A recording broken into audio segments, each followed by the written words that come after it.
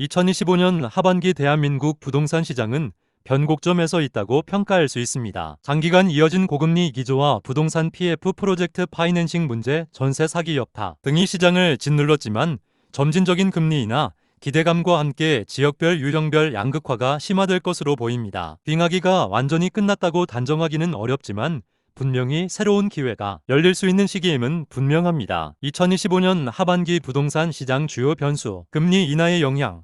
미국 연방준비제도와 한국은행의 기준금리 인하가 2025년 하반기 또는 2026년 초부터 점진적으로 시작될 가능성이 높습니다. 금리 인하는 대출 부담을 완화하여 주택 구매 심리를 개선하고 유동성을 증가시켜 부동산 시장에 긍정적인 영향을 줄 수 있습니다. 그러나 DSL 총부채 원리금 상환 비율 3단계 시행 등 대출 규제는 여전히 대출 한도를 제약할 수 있어 그 효과는 제한적일 수 있습니다. 주택 공급 부족 심화. 최근 몇 년간 인허가 및 착공 물량 급감으로 2025년 하반기부터 2026년까지 수도권을 중심으로 입주 물량이 크게 줄어들 것으로 전망됩니다. 특히 서울은 물론 수도권 주요 지역에서 공급 부족이 심화될 가능성이 높습니다. 이는 장기적으로 가격 상승 압력으로 작용할 수 있습니다. 부동산 PF 문제 해소 여부. 부동산 PF 부실 문제는 여전히 건설 및 금융시장의 주요 리스크입니다. 정부의 연착륙 노력과 금융권의 자구책이 이어지겠지만 PF 부실이 완전히 해소되기까지는 시간이 걸릴 것으로 보입니다. 이는 신규 공급 위축으로 이어질 수 있습니다. 전세 시장의 불안정성 및 월세 전환 가속화.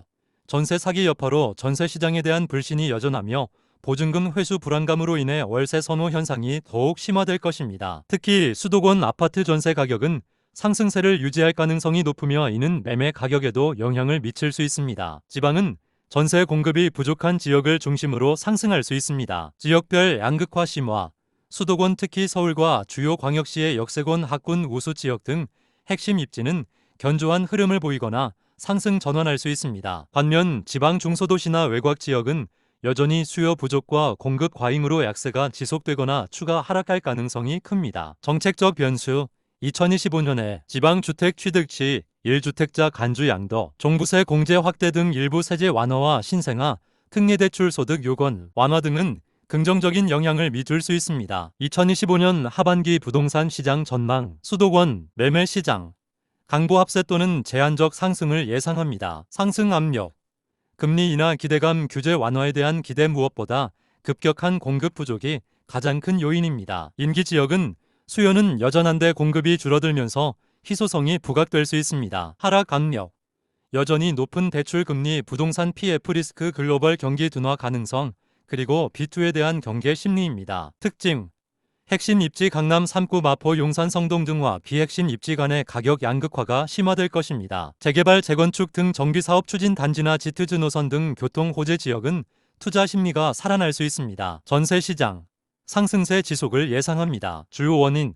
전세 사기 여파로 인한 전세 공급 감소, 월세 전환 가속화, 신규 아파트 입주 물량 부족 등이 복합적으로 작용하여 전세난이 심화될 수 있습니다. 전세가 상승은 다시 매매가 상승으로 이어질 가능성이 있습니다. 지방은 매매 시장 약보합 또는 하락 지속을 예상합니다. 주요 요인은 인구 감소, 지역 경제 침체 그리고 수도권에 비해 상대적으로 심한 미분양 문제와 과잉 공급 리스크가 여전히 존재합니다. 금리 인하의 긍정적인 영향이 수도권보다 제한적일 수 있습니다. 예외 지역. 정부의 지방 활성화 정책의 수혜를 입거나 대규모 산업단지 조성, 교통망 확충, 관광 활성화 등 확실한 개발 호재가 있는 지역은 제한적인 반등을 보일 수 있습니다. 전세 시장. 일부 지역의 국지적 상승 또는 안정화를 예상합니다. 2025년 하반기 부동산 투자 타이밍 및 전략. 무주택 실수요자 타이밍.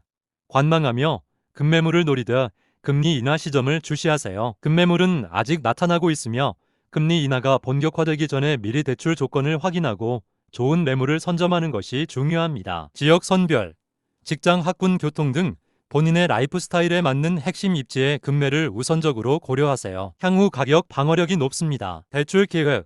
DSL 3단계가 시행되더라도 본인의 소득과 상환 능력 내에서 대출 한도를 파악하고 금리 인하, 폭에 따른 이자 부담 변화를 미리 시뮬레이션 해보세요. 청약시장.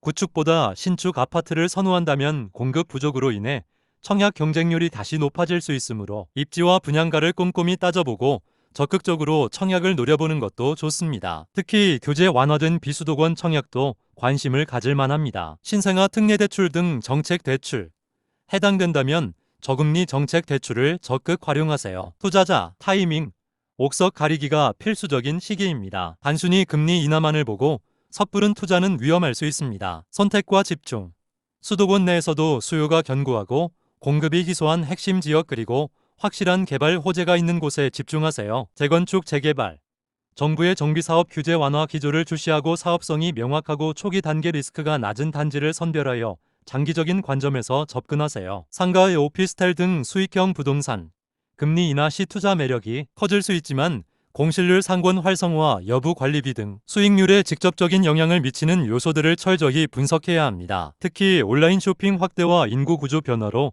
전통적인 상권은 약세일 수 있습니다. 지방 투자 단순 저평가 지역보다는 인구 유입이 예상되는 거점 도시 산업단지 주변 혹은 특화된 관광 휴양 인프라가 갖춰진 곳을 중심으로 제한적인 접근이 필요합니다. PF 리스크 건설사의 재무 건전성을 반드시 확인하고 PF 리스크가 높은 사업장의 물건은 신중하게 접근해야 합니다.